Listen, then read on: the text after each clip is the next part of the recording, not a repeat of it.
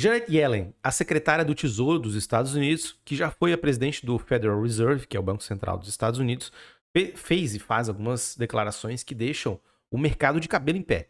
Deixam as pessoas muito preocupadas, principalmente os financistas, os presidentes e líderes de fundos de investimento, de hedge funds, de assets pelo mundo inteiro, de bancos, lógico, porque são declarações fortes e que exprimem um pouco da intenção dos Estados Unidos e do governo do Joe Biden, da Janet Yellen, para lidar com as questões financeiras que estão aparecendo agora. A gente viu diversos episódios de bancos quebrando, de instituições financeiras pelo mundo que não estão se comportando da maneira mais saudável possível, e isso, claro, pode ter um reflexo global. E essas declarações que ela tem dado, que eu vou falar aqui nesse vídeo, são muito fortes, são bastante preocupantes para quem lida com a questão das crises e, claro, tem efeitos para o mundo inteiro, inclusive para nós aqui no Brasil. Eu também vou falar num estilo mais conjuntura, mais dando umas pinceladas sobre outros dois temas. Primeiro são os ataques e reataques e contra-ataques que Estados Unidos e Síria, aliás, Estados Unidos e Irã têm feito dentro do território da Síria, no contexto dessa guerra civil aí que se arrasta por anos, e são preocupantes, são temas relevantes para a gente analisar e medir um pouco do termômetro do que está acontecendo no Oriente Médio, porque é uma região central no mundo.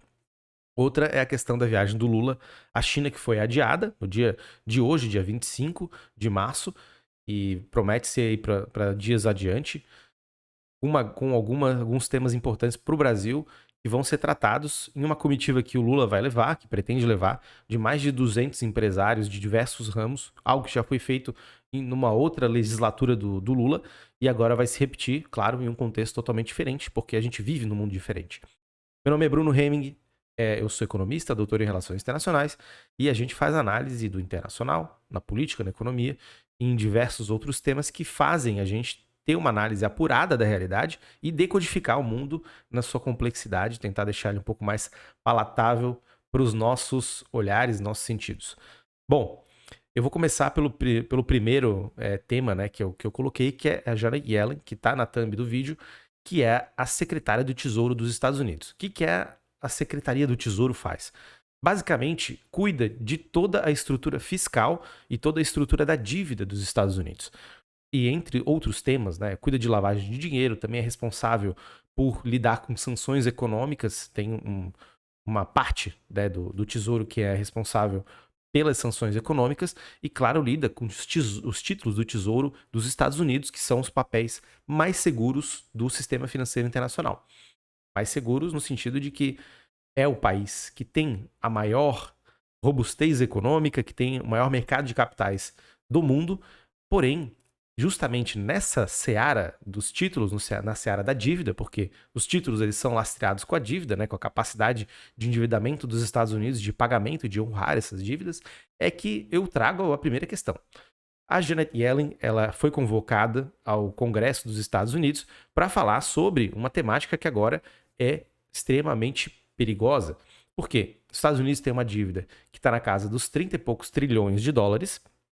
É uma dívida no sentido de Banco Central, no sentido de autoridade monetária, que não é aquela dívida que vai ter fluxos de pagamento constantes de 30 trilhões. Né? Não é isso. Não é uma dívida que vai vencer daqui a 5 anos. É uma dívida composta por diversos ativos, com vencimentos variados, muito complexa, e de uma economia que tem uma liquidez extrema, que é a economia dos Estados Unidos. Porque todo o dinheiro do mundo acaba invariavelmente indo para lá. É o que a gente está vendo agora, com taxas de juros que foram aumentadas agora, e você pode ver aí no último vídeo que eu fiz, foram aumentadas pelo Fed para 4,75% a 5% ao ano. É uma taxa de juros aí que o Brasil praticava menos em setembro de 2021. Nós estávamos a 2% de juros ao ano. Então lá nos Estados Unidos já está 4,75,5%. Aqui, lógico, nós agora estamos com 13,75%, pelos motivos que eu também explico no outro vídeo, de que nós não podemos ter um juros menor do que os Estados Unidos, porque nós somos uma economia periférica. Mas, bom, voltando à questão da Janet Yellen e a fala dela no Congresso, basicamente o que ela fez foi indicar que precisa-se aumentar o teto dessa dívida, de rolagem dessa dívida dos Estados Unidos, porque ela atingiu um pico, né, de 33, 30 e poucos trilhões de dólares, E esse pico que a dívida atingiu, ele não pode ser impagável.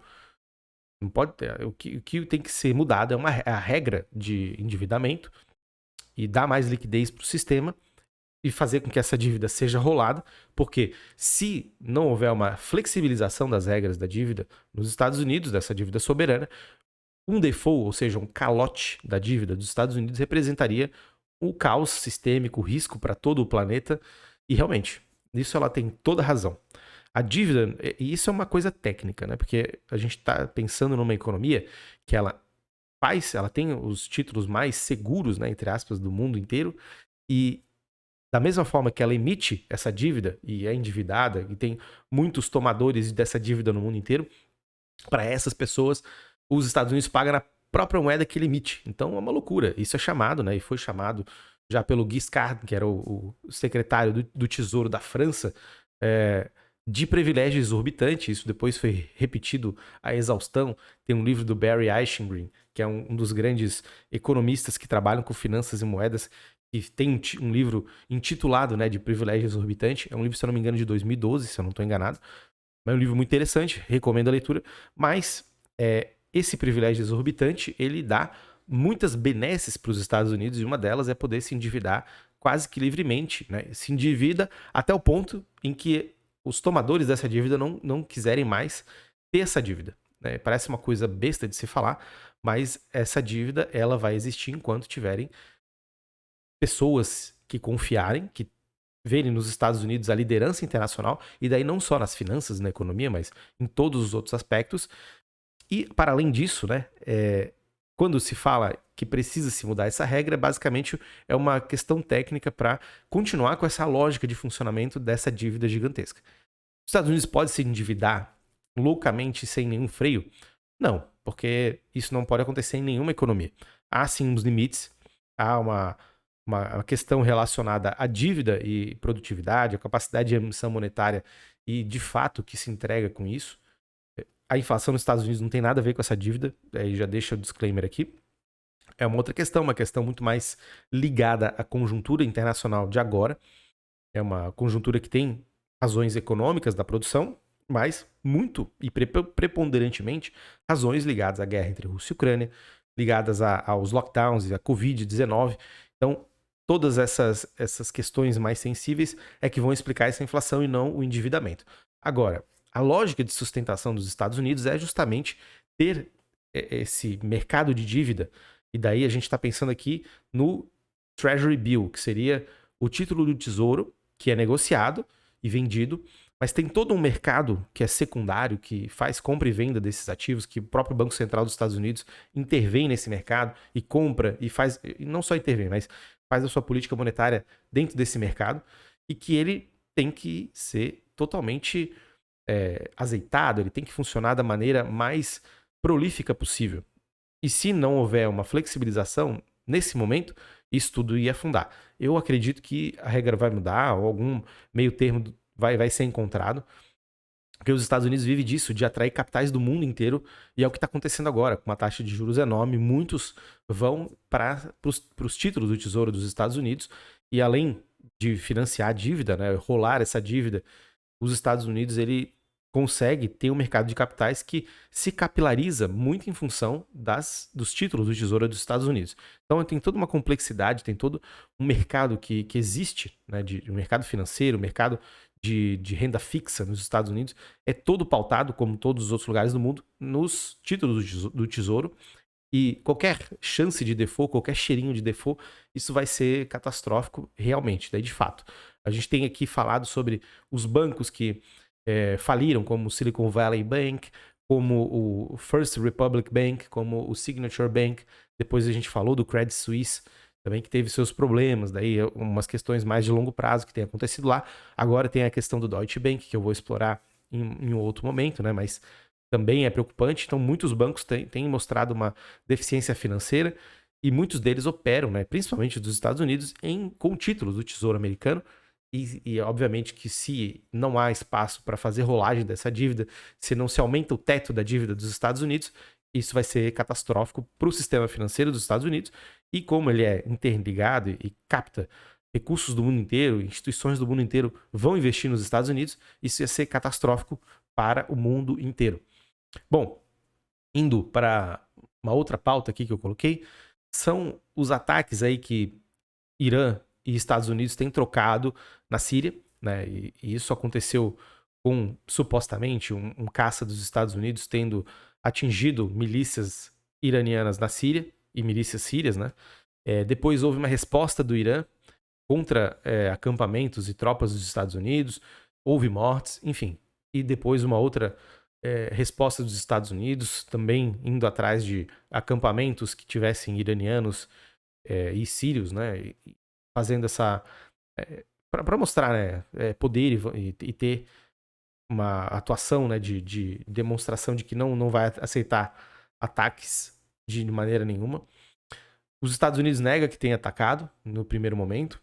O Irã também não disse que houve uma resposta, mas basicamente o secretário de Defesa, o Lloyd, né, que fez uma declaração dizendo que não há intenção dos Estados Unidos em travar nenhum tipo de guerra ou tentando apaziguar a questão.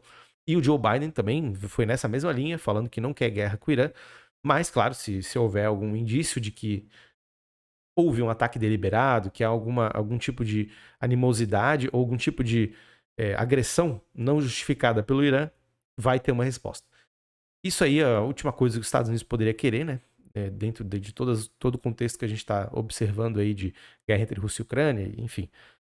Mas vamos acompanhar, eu acho que vale a pena trazer isso para a gente entender que as coisas na Síria, por mais que estejam esquecidas pela mídia em geral, elas ainda estão quentes. Há uma guerra civil acontecendo na Síria e Irã, muito atuante, querendo manter o regime do Bashar al-Assad, e os Estados Unidos, de alguma forma, querendo fazer uma contenção, um balanceamento ao poder turco, russo e também iraniano na região. A ver, a acompanhar, porque é muito relevante o que está acontecendo por lá. E para finalizar, né, esse vídeo mais conjuntural aqui, a viagem do presidente Lula à China. Ela foi esperada e o ministro da Agricultura, o Mas Fávaro, ele foi à China já de maneira antecipada. Com isso, em um gesto aí diplomático entre China e Brasil, houve a queda do embargo, não é bem embargo, mas o bloqueio de compra de carne bovina do Brasil, que houve um caso isolado de de vaca louca, eu acho que, se não me engano, posso estar errando o nome da doença, mas houve um problema sanitário relacionado à carne, e essas regras internacionais são bastante rígidas. A China fez esse bloqueio de compras e o Brasil derrubou, acho que num gesto aí diplomático de boa fé. Agora o Lula iria, dia 26, para a China, a viagem foi adiada, porque teria que ter viajado agora, né? E não foi, porque o Lula tá com uma pneumonia, tá sendo tratado, foi pro Sírio-Libanês, e a viagem vai ser adiada. O que a gente pode esperar dessa viagem? Eu quero fazer uma análise sobre essa viagem, sobre a relação Brasil e China. E o Brasil, ele tenta, né, numa corda bamba, se sustentar nesse cenário bastante tenso entre China e Estados Unidos e quer tirar o melhor proveito dos dois lados. Indo para a China, o Brasil quer firmar, primeiro, uma posição comercial com a China, que é o nosso maior importador, tanto em valor quanto em tonelagem, em qualquer parâmetro que você possa ver, depois aos Estados Unidos.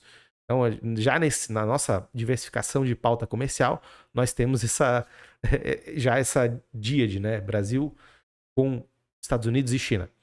Para além disso, o Brasil está para assinar acordos dentro do âmbito da Belt and Road Initiative, que é investimentos em infraestrutura que a China protagoniza há 10 anos, e essa semana fez 10 anos que a Belt and Road foi iniciada, e é uma iniciativa muito ousada da China e que quer envolver diversos lugares do mundo. Só que a China sabe, né, e a posição do Brasil em relação à guerra entre Rússia e Ucrânia, que foi de fazer, na ONU, né, que foi de fazer um voto contra a Rússia. Antes havia abstenção e países do BRICS, por exemplo, se abstiveram. E a China sabe das questões que envolvem o Brasil, a região geográfica que nós estamos, sob a influência dos Estados Unidos, que sempre nós nos encontramos. Porém, Brasil e China têm uma relação que é importante para a China também. Justamente porque estar na América Latina, estar na América do Sul, estar no Brasil, representa um tipo de influência econômica que a China terá sobre outros países da região, mas principalmente o Brasil. Essa diplomacia econômica, que eu já comentei em outro vídeo aqui no canal também, quando tratei da aliança não, da retomada de relações diplomáticas entre Irã e Arábia Saudita, essa diplomacia econômica é a tônica da política externa da China. E sendo assim, não vai ser diferente para o Brasil enquanto os dois países, China e Brasil, puderem ter relações adensadas economicamente, esse caminho vai ser o escolhido pela China. Até porque ela faz isso em outros âmbitos, não seria diferente aqui. Então, o Brasil entrar para a Belt and Road, fortalecer os laços que tem com a China. A ex-presidente Dilma agora, que foi eleita ou está para tomar o cargo de presidente do Banco dos BRICS, o New Development Bank, que é uma instituição aí que tem alguns bilhões de dólares, acredito que mais de 100 bilhões de dólares só em capital subscrito, e tem mais aí, né, outras iniciativas de investimento em energia renovável, em outras iniciativas. Isso tudo mostra que para o Brasil, para a China, né, o Brasil é importante. Nós somos um ator central e essa viagem talvez vá definir um pouco dos rumos que a política externa do Brasil quer tomar. Porque agora ainda está muito nebulosa, né? Há questões ali, pautas que são realmente prioritárias, a questão das mudanças no clima, do meio ambiente, e só que a relação entre Brasil e China, a relação entre Brasil e Estados Unidos ainda não está muito claro. O Brasil, claro que diplomaticamente quer manter isso mais, tentar, né, fazer realmente uma diplomacia não incisiva para nenhum dos dois lados, porque isso também contraria o nosso interesse, vide a pauta exportadora que nós temos. Só que, de alguma forma, e como as coisas estão se polarizando, a gente vai precisar, primeiro, modificar um pouco a nossa perspectiva e tentar mostrar que temos interesses e temos pautas muito fortes e que nós queremos o desenvolvimento econômico e impedir as mudanças do clima, e ser respeitado, independente do lado, né? Ou pelo menos, se nós quisermos ter Estados Unidos e China como parceiros, eles vão ter que respeitar isso de uma maneira e que não nos prejudique. Só que a gente vai ter que ver se isso vai ser possível mesmo. Essa visita pode nos dar algumas respostas em relação se o Brasil vai se inclinar para algum lado, se vai ter alguma outra questão a ser colocada, qual vai ser a resposta dos Estados Unidos a essa visita. Tudo isso é extremamente relevante e talvez essa viagem nos dê um pouco mais dessa noção. Mas também vamos acompanhar essa comitiva de empresários que vai a China negociar. É importante demais, porque são empresários de diversos ramos, do ramo da comunicação até o ramo do agronegócio, e isso também, né, essa pressão interna vindo de elementos externos, nos interessa para analisar e vai, claro, contribuir para a política externa que a gente vai decidir, porque a política externa é uma política pública, é uma política de Estado, é uma política de governo, e ela é formulada aqui dentro do Brasil também, sob influências externas, sobre aspectos da conjuntura e da estrutura global, e que tudo isso a gente precisa também analisar e estar muito ligado. Bom, por hoje era isso, né? Acho que deu para cobrir da maneira menos superficial possível temas tão variados. Claro que eu dei muito mais ênfase à questão da Janet Yellen, porque é um tema que é pouco falado e tem muita relevância, mas tentei falar de outras coisas aí que estão no radar da conjuntura, que são muito importantes também. Bom, agradeço demais quem assistiu até aqui, quem viu esse vídeo, e agradeço a todos que têm comentado, que têm curtido, que têm interagido comigo. Incentivo, comentem aí, deixem suas opiniões, suas perguntas, e vamos tentar responder elas todas e travar um debate aí muito proveitoso com todos vocês. Um grande abraço, até mais. Tchau, tchau.